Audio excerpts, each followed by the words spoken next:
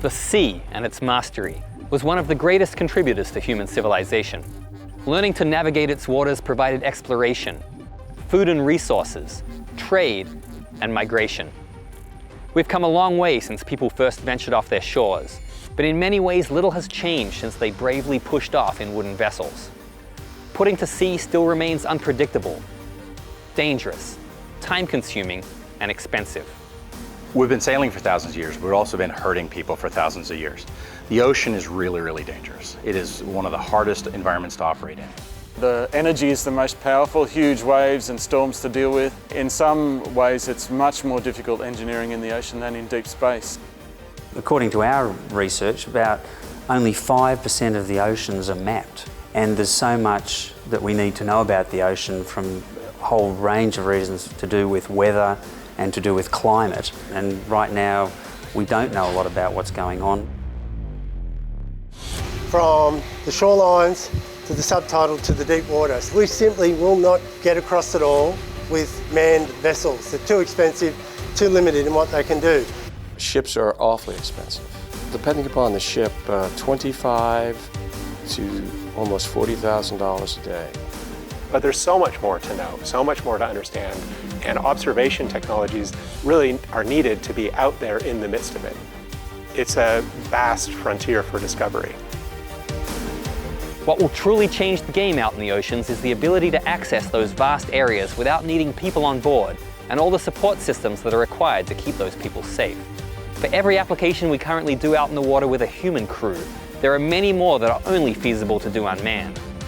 But in order for these unmanned surface vessels to be successful, a lot of difficult problems need to be solved. And for that, we need to nurture the next generation of innovators.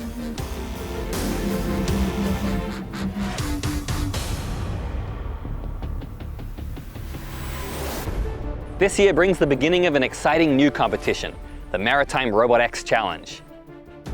5 countries from around the Pacific Rim, Australia, Japan, Singapore, South Korea, and the United States have each sent 3 teams to take an innovative WAM-V catamaran and convert it to an unmanned platform capable of performing multiple tasks fully autonomously, with no human intervention. Through a series of realistic scenarios, each team will attempt a range of tasks, including navigation, obstacle avoidance, object identification, underwater search, and automatic docking. To find out more about how this technology is being applied today and will be in the future, I recently traveled to all 5 of these countries in search of people who are working on unmanned surface vessel applications right now. And what I found has spanned the gamut of maritime applications. One of the first applications for USVs I looked at was search and rescue and automated distress call response. I'd built a beach life-saving plane a few years ago myself, and I'd heard of a company making small, fast, unmanned boats for that same life-saving task. And as luck would have it, they were already in use in Korea. 이 로봇은 빠른 시간에 접근해서 구조자를 안정화시키고 구조할 수 있는 이런 시스템입니다. 저희가 그걸 두고 테스트를 했는데 100m 거리에서 사람은 구조로 갔을 때는 약간 1분 정도가 소요됐다면 저희 로봇은 10초 안에 도착을 할 수 있는 그런 시스템입니다. 그리고 먼바다에 나갔을 때 방송만으로 멀리는 들리지가 않아서 이 친구를 보내서 서로 이렇게 커뮤니케이션이 될 수 있도록 이렇게 만든 그런 제품이라고. 교육 중에도 이게 사용을 하는 그런 제품입니다. 해수욕장에 이렇게 한국 해수욕장이 되게 좁아요. 다르게 해수욕장을 영역을 봤을 때 해수욕객들한테 위험을 알릴 수 있는 팔찌를 지급을 해서 같이 연동이 될 수 있는 하나 시스템화 시키고 있는 그런 제품입니다. I've got a favor to ask. I've done a lot of things with robots over the years, but I've never been rescued by one. Can I be the victim that's out there in the water? 예. 오케이, 당연히 하시면 됩니다.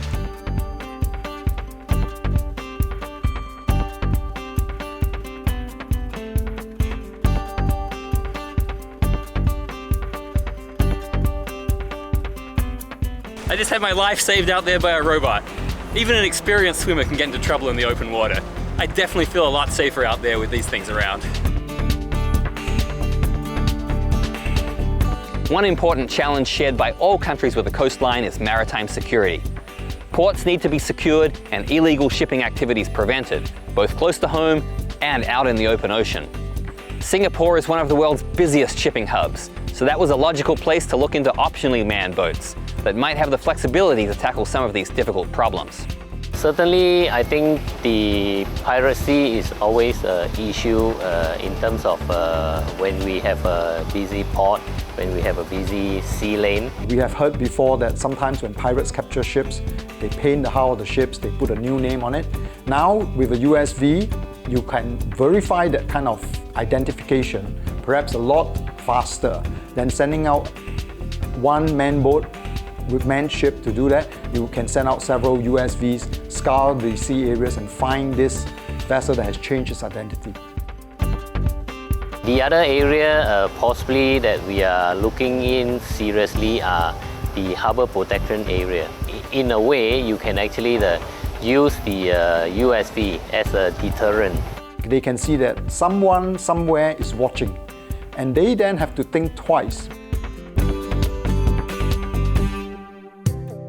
It's hard to imagine the incredible diversity of life out in the oceans until you get down there and immerse yourself amongst them, like scuba diving a reef. One of Australia's environmental jewels is its Great Barrier Reef, and the Australian Institute of Marine Science is the organisation that studies how it works and how to best look after it. The facility we're standing in is the National Sea Simulator. It was opened in 2013, late 2013. It is a very extensive and very sophisticated research aquarium. But one of the things that we do want to develop here to contribute to the development of unmanned vessels and unmanned surface vessels is to actually use it as a bit of a prototyping area. We do want to use it to prototype sensors and other devices that we can be sure that they can operate robustly in seawater here before we send them out to sea.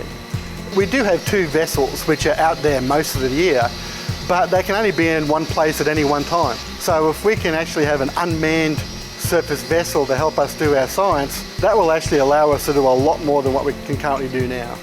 The other thing which is actually quite important too, and I don't know if anyone would want to send their unmanned surface vessel out in this, but if you could actually send in cyclone chasers into cyclones on the reef and in the ocean and get data, that is unprecedented.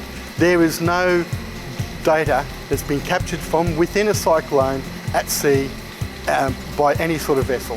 Just then I got a lucky break. I found out about a group of researchers from the United States National Oceanographic and Atmospheric Administration who were getting set to do exactly that. So I raced down to Biloxi, Mississippi to catch the launch of 4 USVs as they embarked on their hurricane monitoring mission in the Gulf of Mexico. What we're hoping to do is take unmanned surface vehicles like the Wave Glider and a couple of other different platforms and put them out in the ocean, loiter for a period of time with the goal of intercepting a hurricane and collecting data in the hurricane environment at the surface of the ocean with the lowest atmosphere data and the upper ocean data. A platform like this can be used to collect data that we can't get in any other way, at least not pragmatically. Serendipitously, yes, but not pragmatically. We're not going to put people into harm's way to try to go out and collect this data. You're not going to ever put a ship into the storm to collect the kind of data that you're going to get here. You're not going to fly your aircraft as low. So its safety is of paramount importance here. But it's data that we're trying to collect like the data here in the storm environment that's going to help us improve our understanding of the intensity and how storms get stronger or weaker so that we don't just know where the storm's going, but we know how strong it's going to be when it gets there. So of course people can plan and prepare their houses or prepare their properties or prepare their businesses should a storm ever make landfall.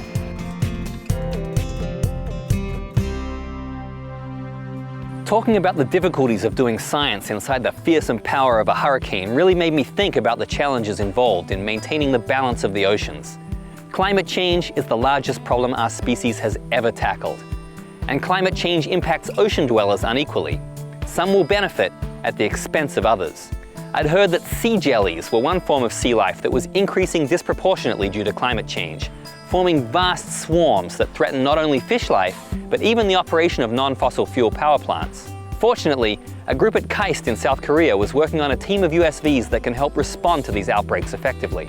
이 해파리 문제가 심각한 환경 문제가 되고 있어서 그 환경 문제를 해결하기 위해서 어떻게 하면 이제 그 언맨드 솔루션을 제공할 수 있을까 생각한 끝에 이 USV를 도입을 하게 됐습니다. 일단은 큰 이제 형태를 쓰게 되면 예를 들어서 이제 해변 같은 데서 쓸 수가 없습니다. 수면이 얕아가지고 뎁스가 얕아가지고 이제 쓸 수가 없기 때문에 저희가 이제 작은 로봇들을 써서 그런 해수욕장이라든지 이런 데도 적용할 수 있도록 생각을 했고요. 그리고 이제 이것을 운반하고 매니지하는 그런 경제적인 것도 생각을 했습니다. 그래서 큰 거는 이제 저희가 매니지하기가 굉장히 힘든데 작은 것들은 운반하기도 쉽고 매니지먼트하기도 쉽기 때문에 저희가 이제 작은 형태로 해서 협력을 하는 것으로 그렇게 생각을 했습니다. Just like in teams made up of people, the robots in a team don't all have to be the same. Multi-robot teams could tackle all kinds of challenges out in the water using submersibles and aircraft as well as boats. In Japan, the National Maritime Research Institute in Tokyo is developing ABER, a self-propelled unmanned buoy specifically to coordinate multi-robot teams, both in and above the water. This USB is kind of a moving control tower for AUVs. Following AUVs, ABER activates underwater acoustic communication link and positioning as well as communications with support vessel via satellite communications. The primary motivation that made us develop our USB ABER is the maximum use of given ship time during a cruise. And as an advanced and sophisticated way of operating AUVs, in our application, both underwater acoustic and airborne radio communication links should be available. On the sea surface, only the USB working on the interface between water and air can satisfy this requirement. All this traveling was making me really hungry. I love seafood, and I especially love knowing that it's fresh and safe to eat, as well as environmentally sustainable. Australia's CSIRO performs research related to food safety, so I headed way down south to Tasmania to find out more. One of the areas of research I'm working with in CSIRO is around shellfish quality assurance. So the Tasmanian government runs a quality assurance program which ensures that shellfish when it's harvested, so oysters or mussels, are safe to consume. So it's the quality assurance program's job to make sure that oysters are only harvested in safe conditions. Well, what are safe conditions? It's hard to determine and measure. We're using our boat to monitor the environment in the estuary here. We have a lot of different uses in our estuary, and monitoring waterways is an expensive process. So normally it's done with putting fixed sensors in places around the river, so you can monitor what's happening locally in different places. But with a boat, we're able to monitor the entire area by doing what we refer to as transects around the river, and it also enables us to repeat those measurements over time, so we can understand how the river is changing as different uses move in and out of the river. In all my travels and across all these different applications, I noticed a big theme emerging just below the surface. Sending robots out into the ocean wasn't about disconnecting people from the sea. It was really about better connecting humanity to the world. And nowhere was that sentiment of promoting shared experiences stronger than amongst the mapping team at Google. So I headed back to the United States to talk to them about what they're doing and why. We are collecting imagery for virtual experiences. And to do that, we've chosen a vehicle that doesn't have a man on it for a variety of reasons. One reason is that it's an ideal platform for this camera called the Trekker, because it gets us up above the water and it gets people out of the image. And it gives you that feel of you're the one there. It's a pristine view, there's no other boats around, there's no other people around. So when we do these collects, you can drop in to that experience by just dragging Pegman and dropping him on the map. And what it allows you to do is to see what you want. So the camera's pointed this direction, but you can look all around you. You can look up, you can look down, and you can see what's around you. You can get a context. And so the experience we're after is to let you see the world, and hopefully it inspires you to go see it yourself. As I journeyed home at last, I felt a great sense of excitement coupled with visions of new frontiers. During my travels, I learned about many current and future USB applications, but I found even more uses than I could share here today.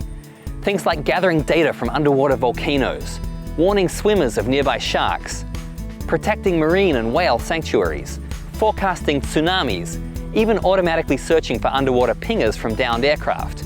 But after visiting with all the experts working on this stuff, I got a strong sense that the number of applications we can think of now, as many as they are, will be dwarfed by the ones we think of later.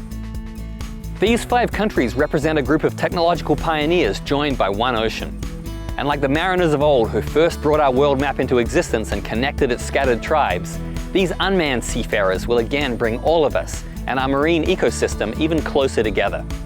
All we have to do is support and nurture those working to make it happen. Right now, and in the future. That's why it's so important that we've brought the best students from these 5 countries here to Marina Bay in Singapore for the Maritime RobotX Challenge. Because this competition allows them to bring their learning out of the classroom and into the real world, as well as bringing the students themselves into contact with their counterparts from around their huge shared ocean. They'll be the ones responsible for the future of USV research and industry, and this competition is to give them a head start.